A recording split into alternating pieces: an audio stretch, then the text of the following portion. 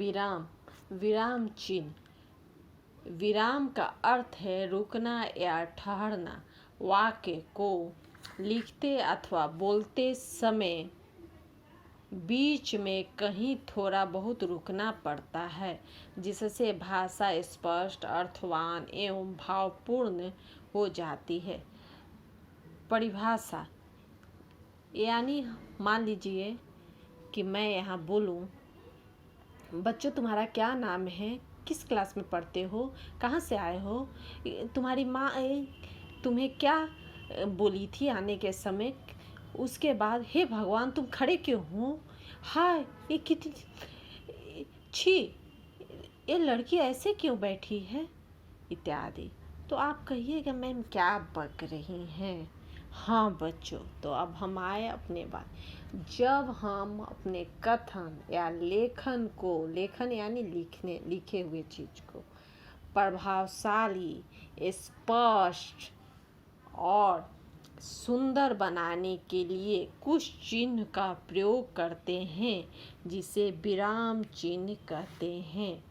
अब देखिए विराम चिन्ह के कई उदाहरण है। पूर्ण विराम, प्रश्न सूचक चिन्ह, अल्प विराम, अर्ध विराम, विस्मयादि बोधक चिन्ह, योजक चिन्ह, देखिए एकल उद्धरण चिन्ह, कोष्टक, दोहरा उद्धरण चिन्ह, निर्देशक चिन्ह। बच्चों और सारे अल्प विराम के तो और संकेत है, पूर्ण विराम के या विराम चिन्ह के और सारे संकेत हैं, लेकिन मैं सभी उदाहरण और संकेत को आपके सामने नहीं बता रही हूँ। जो आपके पढ़ने लायक है 8 में या 7 में, उन सबको ही मैं बताई हूँ। तो चलिए, पहला है पूर्ण विराम। इसको अंग्रेजी में हम लोग फुल स्टॉप कहते हैं। प्रत्येक वाक्य की समाप्ति पर इस चिन्ह का प्रयोग किया जाता है।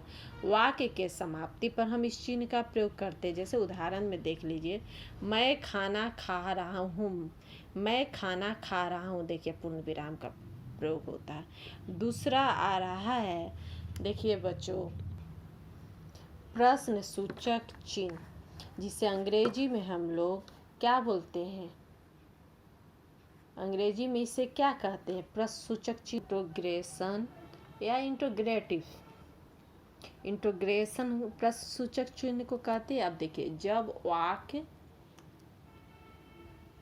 में प्रश्नवाचक शब्द जैसे कब, कहाँ, क्यों, कब आदि का प्रयोग करते हैं तो प्रश्न पूछा जाता है, तो इस चिन्ह का प्रयोग करते हैं। उदाहरण देखिए, क्या आप जा रही हैं, देखिए इस चिन्ह का प्रयोग हुआ है बच्चों। अब आ रहा है अल्प विराम।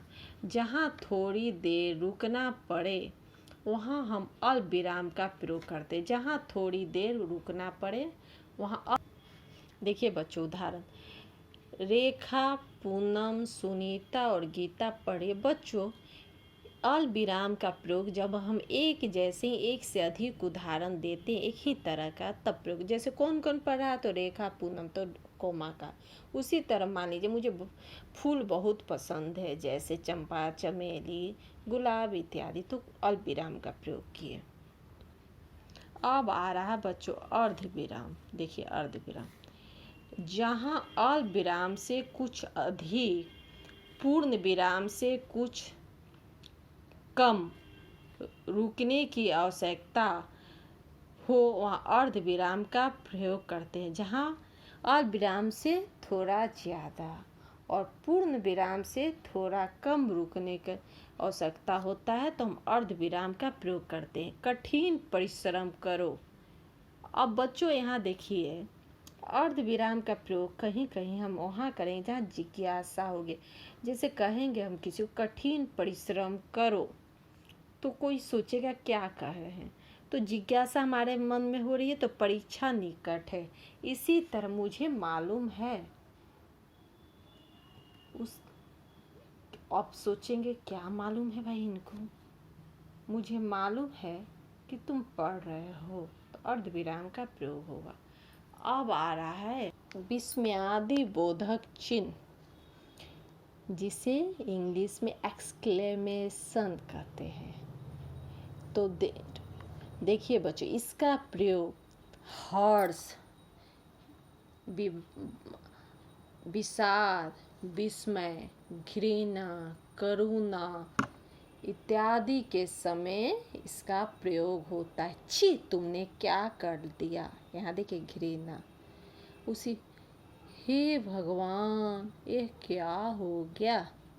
उस समय क्या का भाव हो रहा है, शोक, संवेदना, विषाद। उसी तरह हुरे हम जीत गए, क्या हुआ, हर्ष।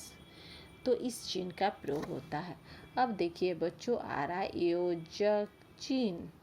क्या आ रहा है बच्चों, योजक चिन्ह। इसे इंग्लिश में हम क्या बोलते हैं, हाइफन।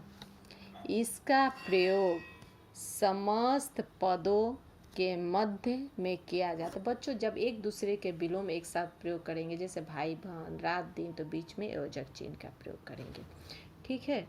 उसी तरह जब एक ही शब्द की पुनरावृत्ति करेंगे या पुनरावृत्ति करेंगे, दोबारा बोलेंगे, जैसे जल्दी जल्दी, धीरे धीरे, तो इस चिन्ह का प्रयोग होता है। अब आ रहा है निर्देशक चिन्ह, डैश। निर्देशक चिन्ह का प्रयोग आने वाले विवरण के संकेत करने के लिए होता है। जैसे संज्ञा, एक डैश दे दिए, उसके बाद किसी वस्तु, व्यक्ति, स्थान के नाम को संज्ञा कहते हैं। अब आ रहा है कोष्टक चिन्ह, जिसे अंग्रेजी में ब्रैकेट कहते हैं। कोष्टक का प्रयोग अर्थ को अधिक स्पष्ट करने के लिए किया जाता है। कोष्टक अर्थ, धर्मराज युधिष्ठिर सत्य और धर्म के संरक्षक थे। अब धर्मराज के बाद ब्रैकेट दे दिए कि और अधिक स्पष्ट हो जाए कि युधिष्ठिर के बारे में ही कहा जा रहा है। एकल उद्धरण चिन्ह, जिसे अंग्रेजी में हम सिंगल इन्वर्टेड कोमा कहते हैं। किसी विशेष पुस्तक और व्यक्ति के लिए इकहरे एकल उद्धरण चिन्ह का प्रयोग होता है। मान लीजिए कहा जाए, प्रस्तुत पंक्ति ज्ञान सागर पाठ से ली गई है। उसी तरह प्रस्तुत पंक्ति के रचयिता अब शिव मंगल सिंह सुमन है, तो शिव मंगल सिंह सुमन के बीच में एकल उद्धरण। एक उदाहरण यहाँ देख लीजिए, उत्तर यहाँ देखिए, यह पंक्ति रामचरितमानस से ली गई। देखिए बच्चों, एकल उद्धरण, इधर से नीचे होगा और उधर से ऊपर होगा। अब दूसरा देखिए, दोहरा उद्धरण चिन्ह किसी कथन के ज्यों के त्यों उल्लेख करने के लिए इस चिन्ह का प्रयोग होता है। माँ ने कहा, देखिए बच्चों, दोहरा उद्धरण, बच्चों चलो खाना खा लो, यानी किसी तरह का परिवर्तन नहीं होगा, दोहरा उद्धरण चिन्ह। उसी तरह एक और हम उदाहरण दे सकते, सुभाष चंद्र बोस ने कहा, तुम मुझे खून दो मैं तुम्हें आज़ादी दूंगा, तो दोहरा। तो बच्चों, मैं विराम चिन्ह तो कई है, लेकिन मैं कुछ ही विराम चिन्ह को आपके सामने प्रस्तुत की हूँ, जो आपके लिए अति आवश्यक है और ज़रूरी है। बच्चों, आशा है कि आप सभी समझ गए होंगे। यदि समझ में नहीं आया हो तो मेरे वीडियो को बार बार देखिए। फिर भी समझ में नहीं आए तो मुझसे पर्सनल कांटेक्ट करके आप समझ भी सकते हैं।